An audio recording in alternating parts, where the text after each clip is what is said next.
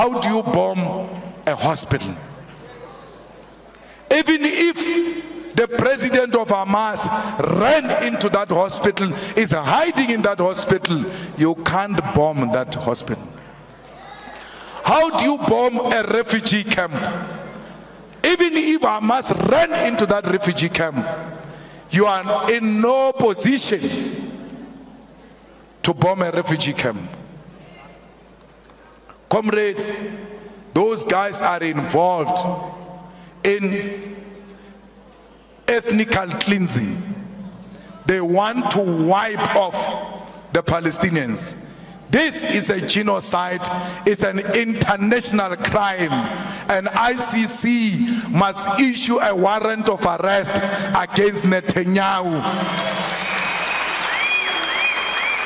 Good afternoon, ladies and gentlemen, across our beautiful country of Canada, probably covered in snow now, most of the places.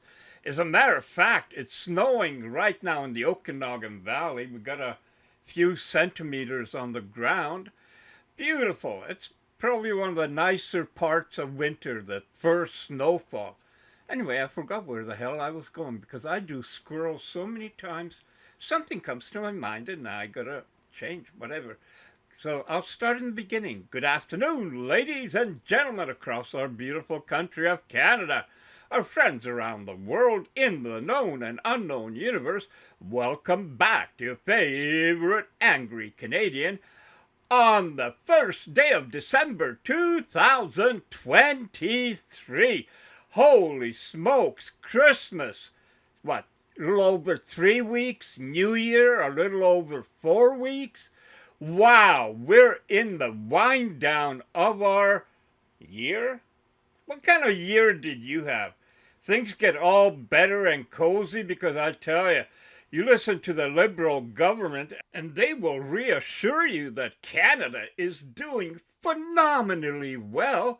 And maybe a little hiccup here and there, but overall, we're the envy of the G8, the world, the universe. Oh man, you know, we got aliens spying on us, trying to figure out why is Canada so much better than everyone else. I can tell you, it's because Canada has the angry Canadian who wants to be the Prime Minister and bring some worthwhile changes. Not all this rhetoric bullshit talk that comes from Parliament and politicians, but roll up the sleeve and get things frickin' done. That's it. You know, you don't have to argue and talk about that. That was Trump's thing when he ran, is that he said, we've got regulations to do something could take years and years. Let's cut it down and build our economy. And the same thing goes for Canada. We don't have any politicians with, real ideas. They pretend they do. They fool the population that they do. But other than that, they just do what their handlers tell them. They're not their own people. They can't be. They represent a class that we don't belong to. Let's be honest about it.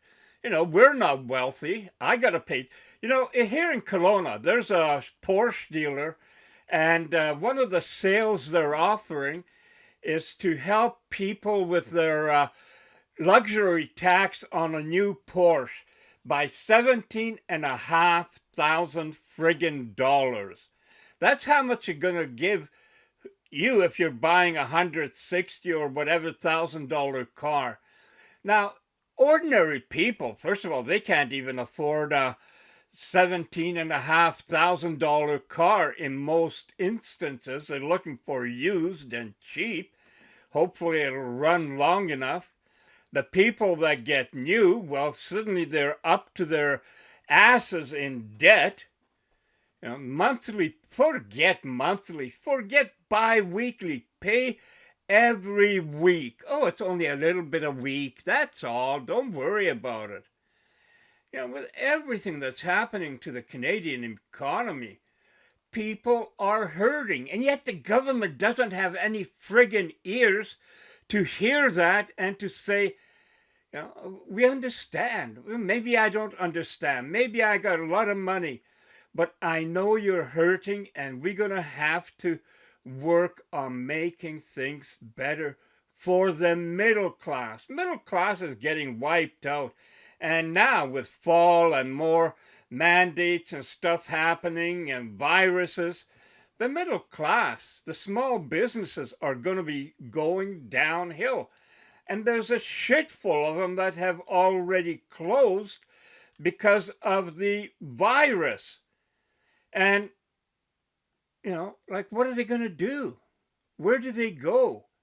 You put all your life into something and now it's gone. Well, I guess maybe you're going to have to go to the food bank, because the food bank use in Canada, holy crap on toast. Nearly 2 million Canadians are using food banks, a stark number that has Foodbanks Canada issuing a warning. Food price growth is slowing, but the organization's Hunger Count report shows food costs, along with housing and low wages, have Canadians seeking out help. I don't know how much more years of this kind of growth food banks can handle and can absorb. According to the study, more than 1.9 million Canadians accessed food banks in March this year. That's an increase of 32% from 2022 and a nearly 80% increase from 4 years ago. Some provinces are also reporting drastic rises, with Ontario seeing a 40% increase from just a year ago and New Brunswick seeing a jump of nearly 25%. It's not just adults either who are being impacted, with the study showing children make up 1/3 of food bank clients. Foodbanks Canada CEO Kirsten Beardsley says they want governments to offer help that can ease people's budgets, ranging from affordable housing to income support. This month, Ottawa said grocery chains had promised discounts and price matching as part of the federal government's plan to stabilize prices, but grocers haven't confirmed their plans. The end goal is for food banks to someday close, but not for the reason you might think. We want to see ourselves put out of a job, as you said. We want to see the amount of food bank use come down, but quite frankly, that's not being met with an urgency at the government level, and that's not okay. Yet as they wait for action, Beardsley says she's concerned there's the potential of having to pull back how much food is given, as some previous donors become food bank users and others are stretched thin and unable to give as much food as they used to. Sean Preble, Global News. Are you feeling the inflation? Because, boy, Bank of Canada or whoever gives a report on it, they were saying it's slowing down. So, they didn't have to raise interest rates, mortgages again. Maybe in 2024 there'll be a couple of little hits. Now think about it. Think about it. We pay rent or mortgage or taxes. We pay for high cost of food, clothing, imports. We have less and less manufacturing. How the hell is Canada doing so friggin' great? Debt, that's simple. People are putting more and more on credit cards, and the cycle will continue.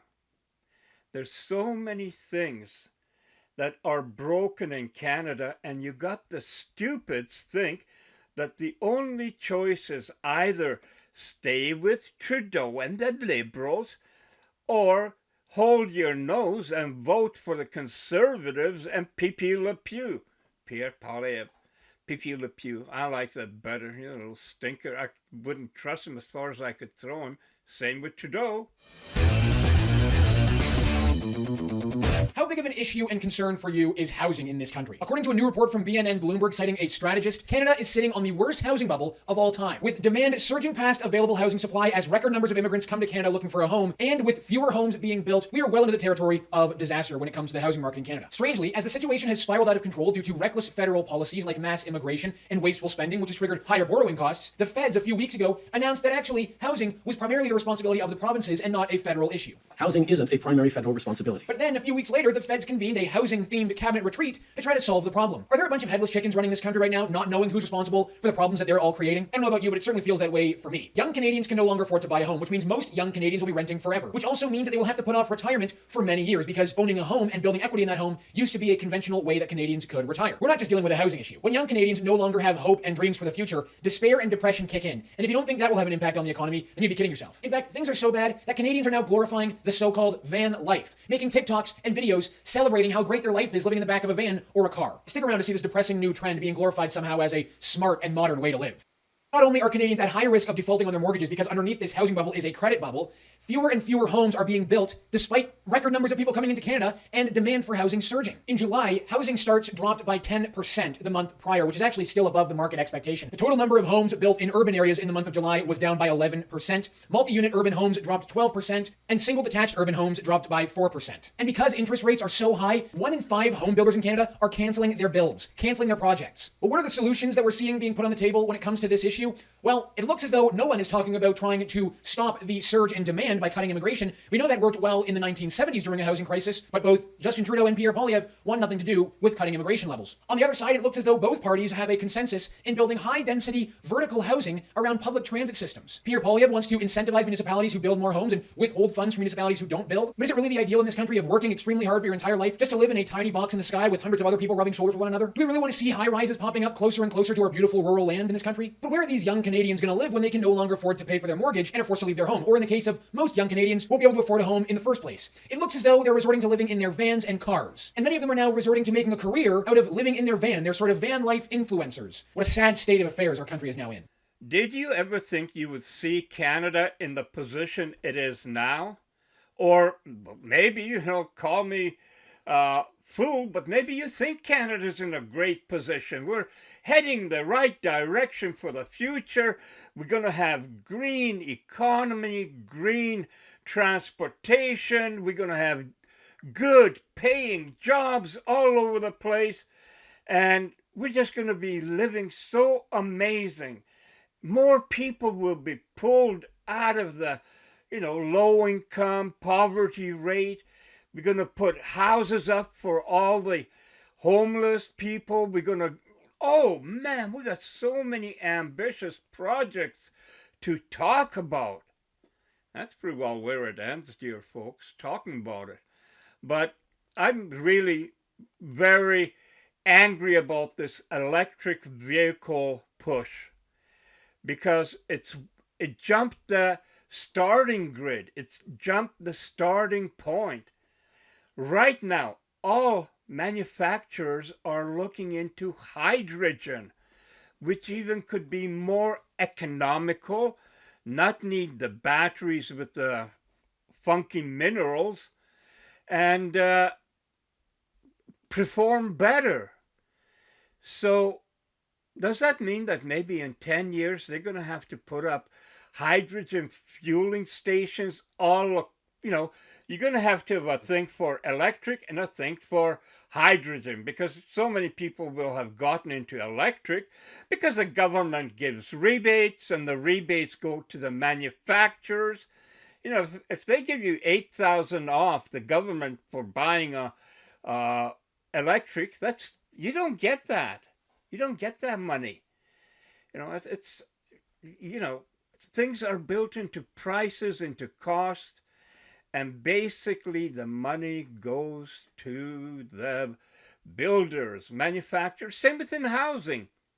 They give all these loans out, the government, or even grants for changing your windows and insulation and putting up solar panels. That's just another gift to the corporations. And people don't see it. They think that, we're winning. We're coming out ahead. Meanwhile, the country is going deeper and deeper into debt.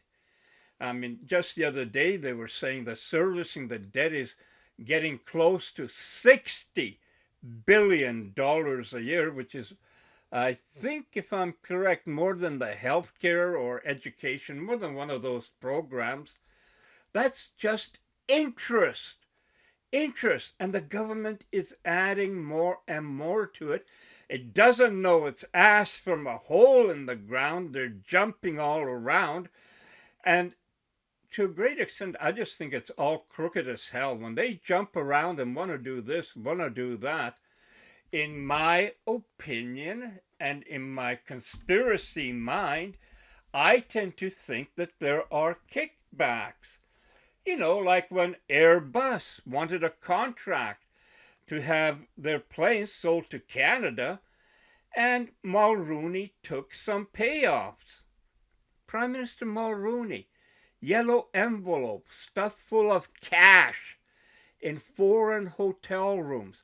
I mean, you couldn't make this shit up. But that is Canada's political system. And people still believe that this two-party system can be made to work. There's not a friggin' hope and a prayer, dear friends, that it will ever work. Thank you for watching, and stay tuned. We're going to have a little bit about Tesla right now. Tesla CEO and visionary entrepreneur Elon Musk has continuously pushed the boundaries of electric vehicle technology. Musk has consistently challenged conventional wisdom and changed the automobile industry, from the triumph of the Tesla Model S to the groundbreaking Cybertruck. His most recent discovery, though, has taken the globe by surprise. In a shocking reveal, Musk unveiled an extravagant Tesla hydrogen sedan, a departure from the company's focus on battery electric vehicles. This bold move raises intriguing questions about the future of hydrogen fuel cell technology and its potential to alter the automotive industry. In this video, we'll look at Musk's reasons for this unexpected development, the advantages and disadvantages of hydrogen fuel cell technology, and the potential ramifications of Tesla's foray into the world of hydrogen-powered autos. Elon Musk's decision to launch a Tesla hydrogen vehicle stems from a variety of causes, including his constant pursuit of sustainable transportation solutions. Despite his firm dedication to battery electric vehicles, Musk has emphasized his openness to alternative energy sources if they prove to be more efficient and practical. Because of its zero-emission capabilities and rapid refilling periods, hydrogen fuel cells have long been viewed as a potential game-changer in the automotive industry. Musk is likely interested in the technology because of its ability to circumvent some of the limitations inherent in battery electric vehicles, such as long charging times and limited range. Elon Musk's wild Tesla hydrogen car has several distinguishing features that set it apart from other hydrogen fuel cell vehicles.